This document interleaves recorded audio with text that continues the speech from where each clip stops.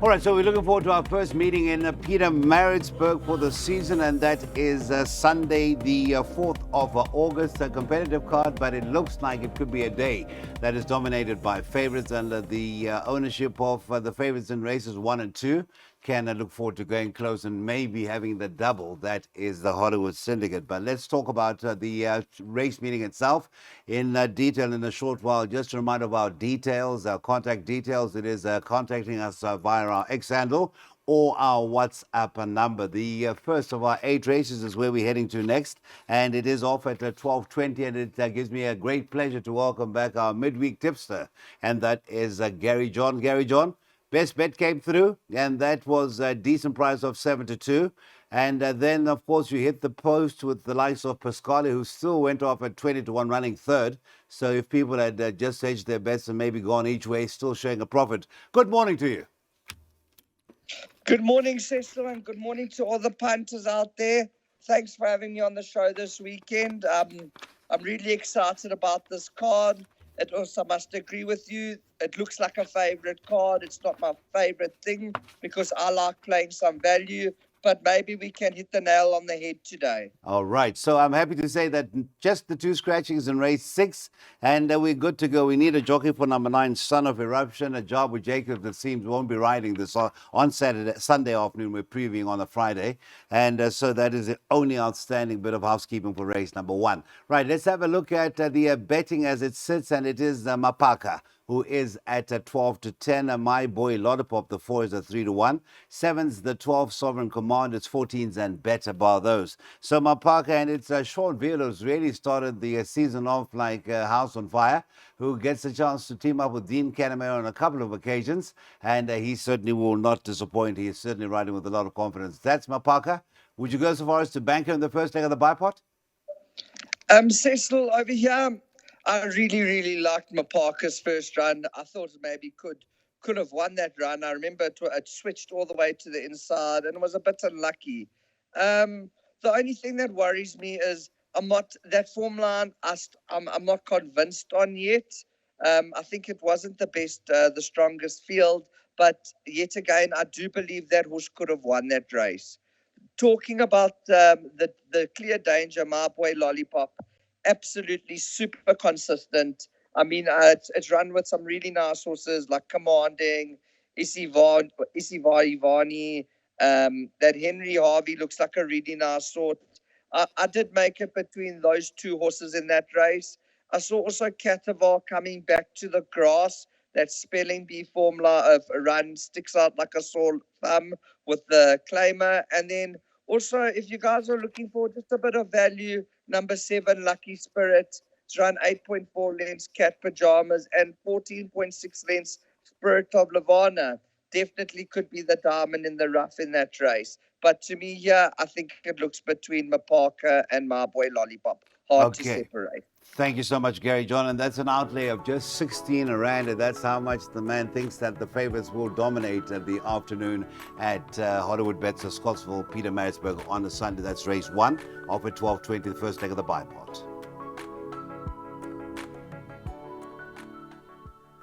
Season that promises so much, not only on the racetrack, but of course on the soccer front with Betway, now the proud sponsors of our Premier League here, the PSL. And of course, we're looking forward to the Summer Cup come at the end of November. That promises to be a very, very good race indeed. Royal Victory, will that be back to defend its crown, or will that will only be in the seeing, but I'm sure we'll be fit enough to come through and nothing untoward has happened during the season.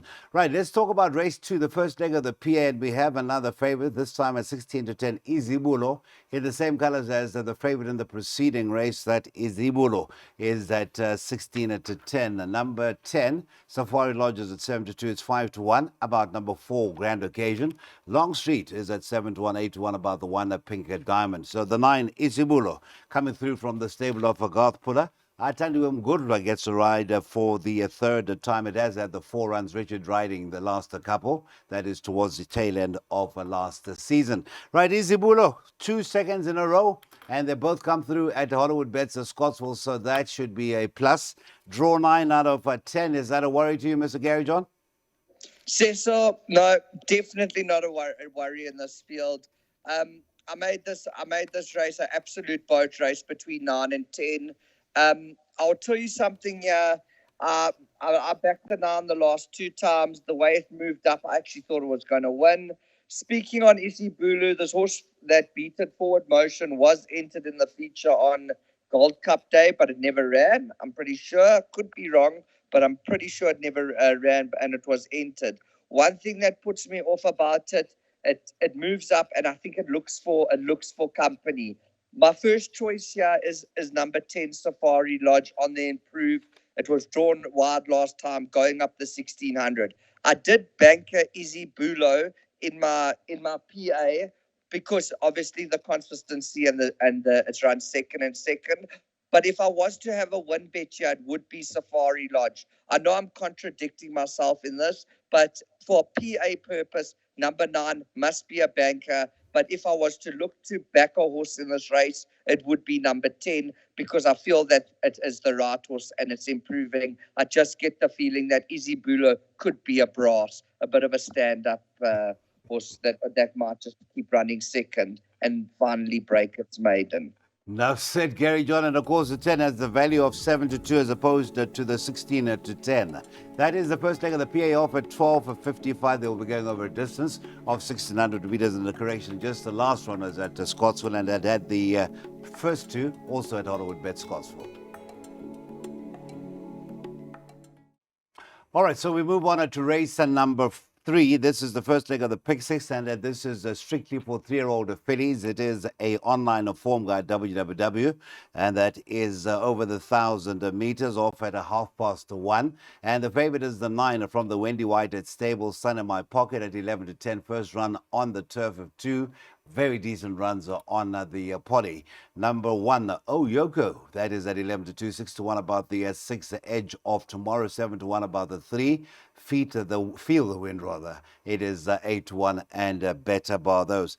Danton from Santon, not disgraced on a Gold Cup Day. Mr. Gary John certainly has thrived with each and every run since winning that maiden. The transfer or the transformation or the change to turf from Polly, does that not worry you at all about the favorite? So this doesn't worry me one, but this horse Sun in My Pocket in this field, yeah, I can't see it losing, honestly. The guys must have all their multiples into this horse. It's got, over the 1,200 last time, I know it was on the Polly. I mean, at the 800 it was 3.5 lengths clear, 400, 3.8 lengths clear, and then stopped against really nice horses, like you said, Danton from Stanton. If you want to compare it to Oyoko, it's got Oyoko held by quite a distance of 9 lengths, and there's nothing in this field that can beat this horse. And my friend actually has shares in it, Ash Neal, and they really fancied it last time. This horse here, in my eyes, is absolutely race over. If people are looking to try and get a little bit more value, maybe take some trifectas with Banker Sun in My Pocket, and I would go with Oyoko and Edge of Tomorrow, maybe Hurricane Cat, but I think Oyoko and Edge of Tomorrow should be second and third. Thank you so much. That is race number 3, the first leg of the Pick 6, and confidence about the 9, Sun in My Pocket, to be partnered by Serena Moodley.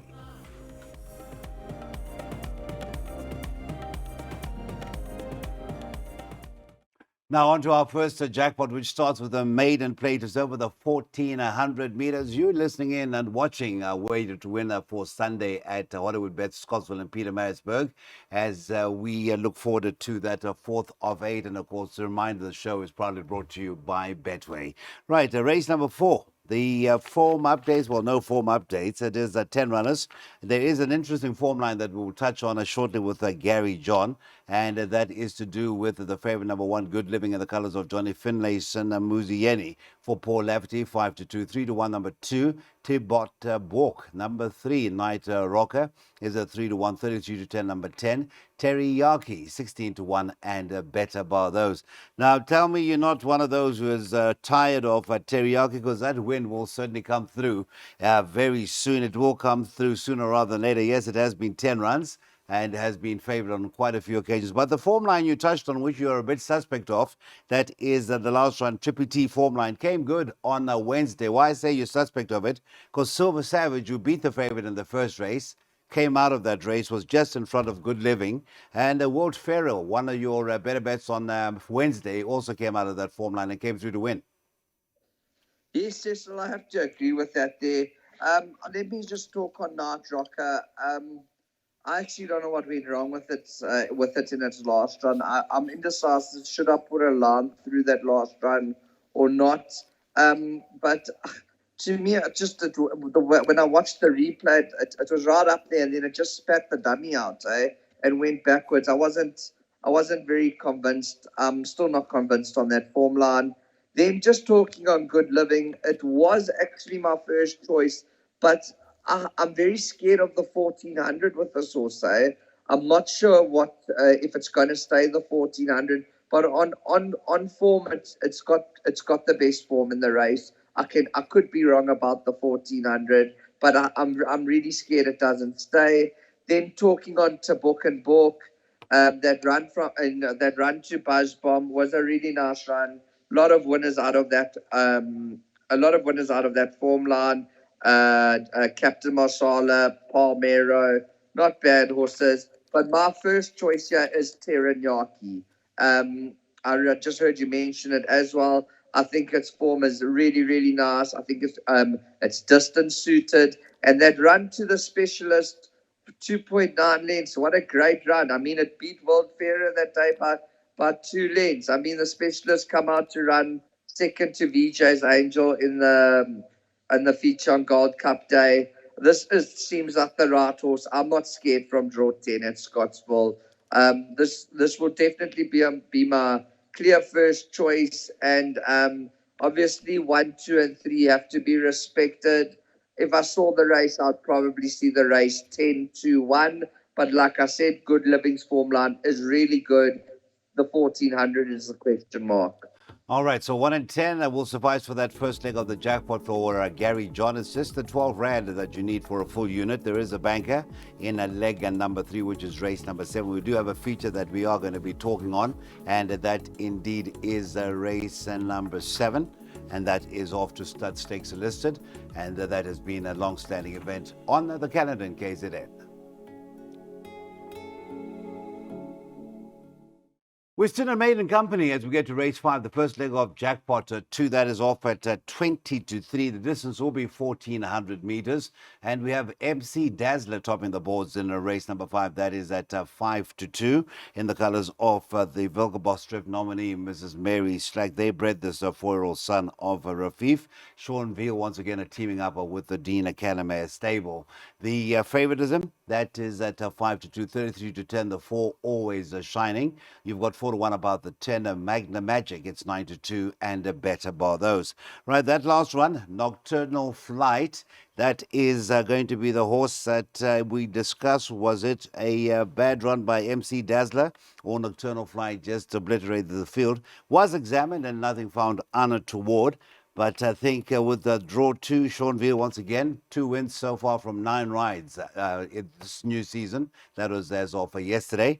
I think he will get the best of MC Dazzler. Right, you've got 2 horses in the first leg of your second jackpot, and one of them I know is the 10. But to tell us about the first one, that is, I think, Always Shining is one of your horses. Yes, so Always Shining. Like I said, I think this Henry Harvey form line's quite a decent form line. It did come off a rest, Always Shining, last time, and it's had one bad run over the 1400. Its other 1400 run was a good run to Gorgeous Dude. My reason to be going with 4 and 10 year is I don't like Mac Dazzler. It's a big statement to make. But when I'm a form studier and I go on stats, I really think Mac Dazzler is a poly horse. All 3 runs on the grass have been very disappointing, even in Cape Town and Scottsville. Very, very disappointing. If this horse was running on the poly in this field, it would be a different story. I would like it. Like I said, I'm not a robot. I'm a human. I could be wrong, but I can't have it. I can't have its grass runs. I really can't have it. And also, I mean, Magna, talking on Magna Magic, it absolutely destroyed Mac Dazzler. And Matty Thackeray dropped his stick as well, I think, in just before the line in his last run. And I feel like it could have beaten Nocturnal Flight. So, yeah, I have to be going with Magna Magic because I feel like it could have won its last run. And I mean, the run before to French Flame was also an absolute great run and 3.6 lengths cat's pajamas. This is my clear first choice in this race. And I think Always Shining will be there to fight it out. I think Mac Dazzler could run unsighted in this field. You've made your point. It is 4 and 10 in that first leg of the second jackpot. And Maiden played over the 14 off at 22-3.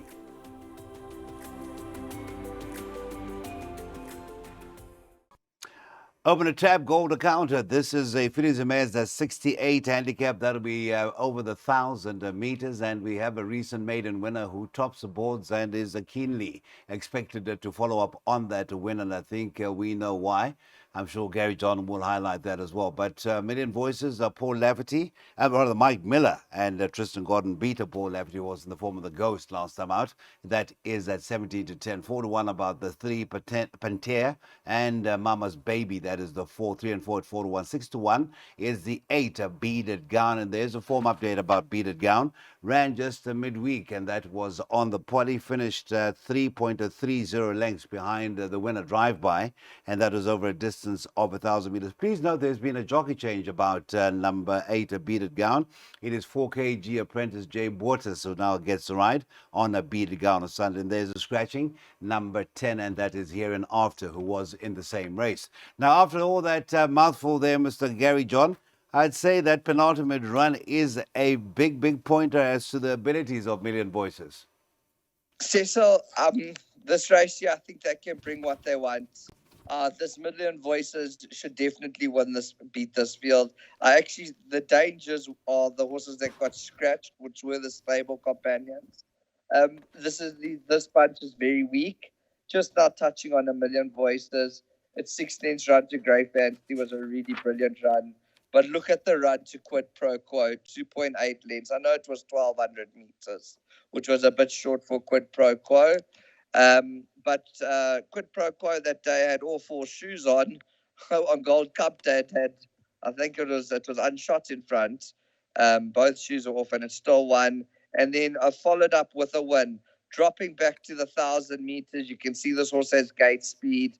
I mean, on those runs, it looks absolutely impossible for this horse to get beaten. People might look as a question mark as 158 days since its last race. I actually like that because sprinters come back fresh, and I prefer it when they show pace and they're fresh. I honestly can't see this horse getting beaten. There's nothing in this race. Maybe if there was one horse to maybe pop up, and might be Mama's Boy and Flying the Star. But this horse, a Million Voices, on form, you have to have it. It's the best horse in this field by a long way.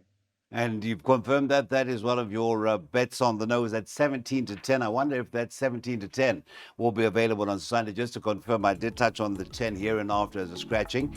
Also in that race was the 5 Discerning, who is a scratching, or at least a race before, and is scratched as well. So 5 and 10 out of race number 6. Well, the favorite in our feature of the afternoon, the listed off to stud stakes, the 2024 renewal, is the 2 Mascarena. And Mascarena could possibly be the second leg of a double for the ownership and the breeders' Vosfontein stud. Mascarena looking for that back-to-back victory, and it would be a total of 4 victories from just 8 outings. Has that to do with the hard way more often than not, wide draws, and last time out no exception. That was 9 out of 9 and still came through to win in a race that had a few hard knockers, the Fillies and Mares 90. So this is an average rating of 86, and Mascarena is at 5-2. 9-2 is the 7 Cape Lights, a Raider in good form. Caden Brewer retains the right for Robbie Sage. The 5 LMB, 7-1, it's 10-1 and a better bar those. So the distance is 1,600 meters. Gary John, it is a very nice renewal of the off to stud stakes. The 1,600 meters a trip and a field of 13. So certainly something to look forward to as race 7 beckons. Yes, Cecil. Let's start on Mascarena. You pointed it out. This horse has been drawn in the bush both times. Last 2 runs also ran really good races. I was really, really impressed how it won its last start. It absolutely won with a ton in hand, and it came from stone last to win like that. And it is my first choice. I'll have a small bet on this horse because there is one or two horses that do have it held, like LMB. But just remember, LMB's is traveling up and down, and I've noticed a lot of these horses that are traveling up and down aren't winning. Obviously, the odd one will pop up. Then also talking about another Joburg horse, Cape Lights. It absolutely beat a really, really good field in Joburg last time, eh? Yeah, it did. Just naming some of the horses that were in that field. Key Elements, Celtic Rumors, Lady of Power. I mean, all of those Bavarian Beauty, all really top sorts, you know. Um, Another horse just that could pop up, Little Mary and Sunshine. I know I tipped Perilla last time. I tipped Gorgeous Girl first, Perilla second. They ran first and second on the last show, and I just feel that Perilla might be caught a bit. I think it's not in this league of horses. I had to lean towards Mascarina here as my first choice, and my second choice Cape Light. Perilla and also Little Mary and Sunshine both could pop up. I never added them into my bets. Just speaking on Grandia Ritchie, it's unbeaten on the poly, suspect on the grass. So I'm not sure what to make of it, but I was super, super impressed with Mascarina's last one. I think now with the draw, I think it should be right up there. Okay, and of course, Tristan Gordon, who had a tremendous season last season gone, is aboard once again for the Peter Muscat stable, drawn 2 in the colours of the Fontaine. So that is your preview to the 5th listed feature, race 7, off at 10 minutes to 4.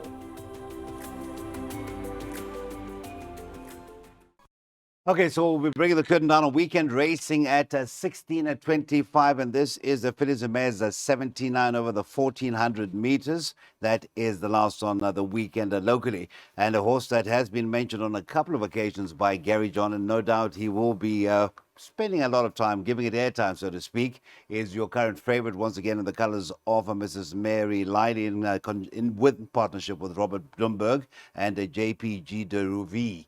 It is a gorgeous girl looking for win number 3 from 8 outings, and that is priced up at 5-2. 5-1 is the 3 Noble Storm. Number 4 Noble Pilot Flame rather is at 11-2. Also 11-2 is the 9, and thereafter it is 7-1 and a better bar those. Well, I'm sure you'd have heard me in the background saying we know where we're heading to straight away as far as race number 8 is concerned, and rightly so. I mean, we were talking about Mascarina in the preceding race, finished away front of Mascarina by about that length, but did have the 6 kilos advantage from Mascarina. I don't think it is really rocket science that Gorgeous Girl with that good draw should come through and win and should be a standout.